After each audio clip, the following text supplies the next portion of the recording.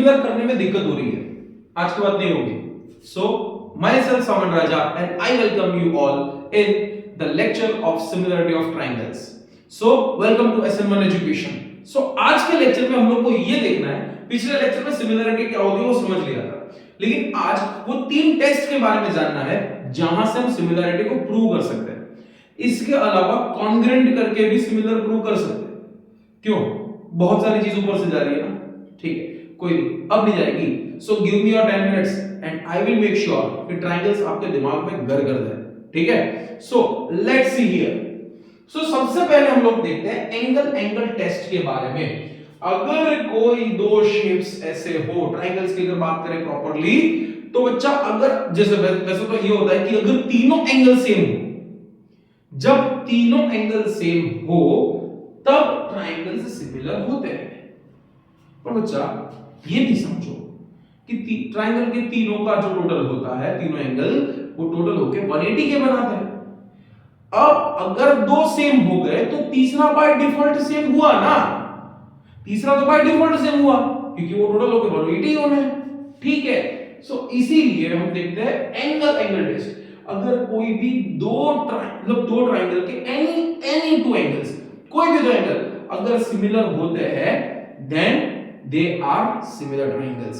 सो लिखना कैसे है? मेजॉरिटी ऑफ अस नो कि सिमिलरिटी होती क्या है, बहुत से लोग को नहीं पता होता, लेकिन वो पिछले लेक्चर में देख के और अच्छे से समझ में आ जाएगा। लेकिन ये लेक्चर में देखना है कि सिमिलरिटी को दिखाना कैसे है, मैथमेटिकली कैसे लिखना है, वो नहीं आता ना। जस्ट फोकस हियर, 10 मिनट में समझ में आ जाएगा। आई बेट फॉर इट। ओके, सो देखो, पहले तो ये मेंशन करो कि कौन से दो एंगल सेम, ठीक, कौन से दो एंगल सेम है। अब क्या है बच्चा कि ट्रायंगल्स को ना नेमिंग के लिए हम दो मेथड्स यूज करते हैं। Either single name method use करते हैं या तो फिर तीन वाला जो नाम होता है वो। मैं यहां पे तीन वाले नेमिंग सिस्टम को यूज करूंगा क्योंकि मेजॉरिटी वही यूज करना है आप लोग को भी। तो देखो है क्या, जैसे अपना नाम लिखते हैं तो या तो अपना सरनेम पहले आता है, ठीक है, उसके बाद अपना नाम आता है, उसके बाद पापा का नाम आता है। जनरली लिखते टाइम पे हम लोग सरनेम पहले लिखते हैं, ओके। यहां पे भी यही करना है, ठीक है। जिस एंगल की बात कर रहे हैं वो एंगल को सेंटर में रखना है। जैसे समझो यहां पे मैं यहां पे दिखाना चाहता हूं एंगल AB60 का, एंगल PB60 का। सो मैं क्या लिखूंगा, एंगल एक को नाम देना है इसलिए एंगल ए को सेंटर में रखना है। सो BAC, एंगल BAC ये इक्वल है किससे बड़ा, एंगल P से। सो मेंशन करेंगे it is congruent to angle QPR, ठीक है। अब दूसरा कौन सा एंगल सेम है, देखो ये वाला इसके साथ सेम है। C किसके साथ इक्वल है, Q के साथ। चलो उसका नाम लिखते हैं C का, ACB। आप BCA भी लिख सकते हो बेटा, कोई दिक्कत नहीं, सिर्फ सेंटर वाला वो होना चाहिए, आगे पीछे चलता है। सो BCA या फिर ACB जो भी आपको लिखना है, ACB इज कॉन्ग्रुएंट टू किसको, Q को। अब PQR लिखो या RQP लिखो, एक ही चीज है, PQR लिख लिया, ओके। दो एंगल सेम हो गए, देयरफॉर ट्रायंगल। पहले वाले ट्रायंगल को एज इट इज लिख लो, क्योंकि बेटा सिमिलरिटी लिखने में ना थोड़ा सा ध्यान रखना, सिमिलरिटी लिखने में थोड़ा ध्यान रखना। अब देखो ध्यान सब देखना बेटा, एंगल A के साथ एंगल P, तो अगर यहां पे एंगल A फर्स्ट लिखा हुआ है तो यहां पे मैं तीन जगह रखता हूं, फर्स्ट के साथ फर्स्ट मतलब A के साथ P। एंगल C के साथ एंगल Q है तो ये जो C है उसके साथ क्या है, Q, ठीक है। और तीसरा जो बच गया, इसमें क्या बच गया, R बच गया जो B के साथ जाएगा। Yes exactly, so this is similar. तो अगर मैं फाइनल आंसर लिखूं तो triangle ABC is similar to angle PRQ। और कौन से टेस्ट से, एंगल टेस्ट। आई होप ये फर्स्ट टेस्ट आपको समझ में आ गया, एंगल टेस्ट, ठीक है। नहीं समझ में आया तो क्या करना है, कुछ नहीं बच्चा, कमेंट कर दो कि सर फिर से एक बार, once more I will explain you once more, ठीक है। This is my promise, I will explain once more. So let's go for second test. दूसरा टेस्ट देखते हैं साइड्स आर प्रोपोर्शन। अब बहुत से बच्चे मुझे यहां पे करेक्ट करेंगे, नहीं सर गलत पढ़ा रहे हैं सर, साइड प्रोपोर्शन में साइड इक्वल होनी चाहिए। क्या बच्चा, अगर इक्वल होगा तीनों साइड तो फिर वो कॉन्ग्रुएंट नहीं हो जाएगा, हैं? हम क्या पढ़ रहे हैं? सिमिलैरिटी। क्या पढ़ रहे हैं बच्चा? सिमिलैरिटी।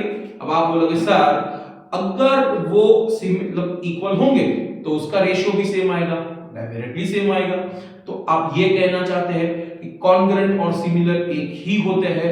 तो बच्चा मेरा एक स्टेटमेंट एकदम कान में मस्त घुसा के सुन लो, दिमाग में पूरा अंदर से उतार लो।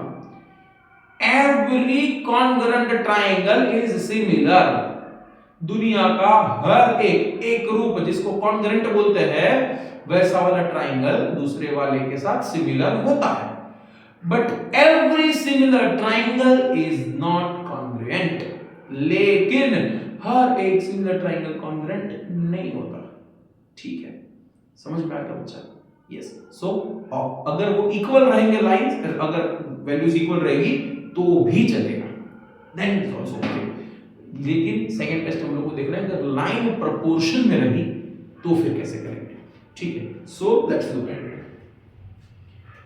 अगर लाइन प्रोपोर्शन तो आपको सबसे पहले ढूंढना है राइट प्रोपोर्शन, आपको सही प्रोपोर्शन ढूंढना है। जैसे कि देखो यहां पे नजर जाने में पता चलता है 4 का 2 होगा, 5 का 2.5 और 6 का 3। इसका मतलब वो डबल वाला सिस्टम चल रहा है। ये हाफ हुआ, इसका ये हाफ, इसका ये हाफ। तो अब प्रोपोर्शनल को थोड़ा ध्यान से लिखना है। कैसे? देखो if I am writing A B over here, A B के साथ उसका जोड़ीदार, ए बी का आधा किधर गया? ये रहा डी है। और थोड़ा संभल के सर तेरा चकराए या दिल डूबा जाए। आगे देखो नाउ BC के साथ, BC के साथ क्या? DE। यस, सो BC के साथ DE। अब देखो लास्ट में कौन सा बच गया? AC वाला साइड बच गया। अब AC के साथ क्या जाता है? EF जाता है। 6 का 3 हुआ, आधा हो गया।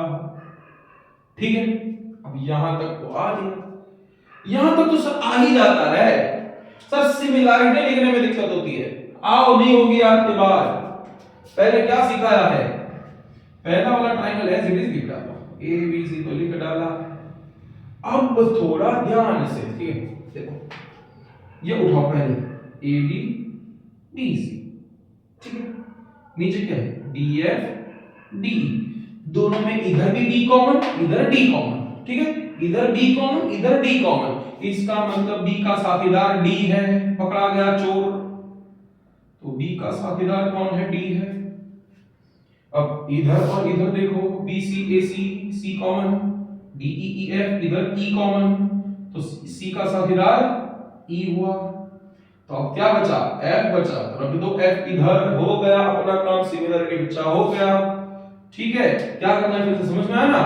AB के साथ BC है तो इधर B कॉमन है, नीचे ढूंढो। D के साथ BF के साथ D कॉमन, B कॉमन, इधर D कॉमन, B D, और B के साथ क्या जाएगा? D। BC AC, CC common, इधर DE EF, E कॉमन, इधर C कॉमन, तो C के साथ E। तो बाकी क्या बच गया था? F बच गया था, जो कि हमने फर्स्ट पे देख लिया है। ओके, सो फाइनल आंसर में लिख देता हूं triangle ABC is similar to FDE। और ये टेस्ट हुआ कि साइड्स आर इन प्रोपोर्शन। अब एक और कॉन्सेप्ट पे चलते हैं। सिर्फ दो साइड प्रोपोर्शन में वो पता है। तो बच्चा अगर दो साइड प्रोपोर्शन में हो ना, तो एक चीज आपको याद रखना है कि जो मिडल एंगल है, वो दोनों का जो मिडल एंगल होता है वो हैज टू बी इक्वल। हो सकता है नहीं, होना ही चाहिए, हैज टू बी, होना ही चाहिए, has to be equal, equal होना ही चाहिए। ठीक है, सो अब देखो यहां पे 12 का 6 तो 5 का 2.5, प्रोपोर्शन तो बन रहा है, डबल वाला प्रोपोर्शन बन रहा है। ठीक है, डबल वाला प्रोपोर्शन बन रहा है। तो अब करना क्या है? करना क्या बेटा? देखो इतना पता चल गया कि AB बाय DE इक्वल चल रहा है किससे? BC के साथ EF से। ओके ओके ओके ओके, अब देखो तो फिर बीच का एंगल, ये दोनों के बीच में एंगल क्या है? B। कितने का? 90 का। ये दोनों के बीच का एंगल क्या है e, कितने का 90 का। इक्वल है ना बच्चा, है ना इक्वल, बस तो काम हो गया ना कि angle B is congruent to angle E, क्यों दोनों क्या है 90 के है, ठीक है। किसने बोला, ये वाला साइन बोलता है मेरे को, मैथ बोलता है, मैथ की भाषा आनी चाहिए, ठीक है। अब यहां पे सिमिलरिटी लिखना, देखो कैसा, पहले क्या करना है, एक तो एज इट इज लिख देना है।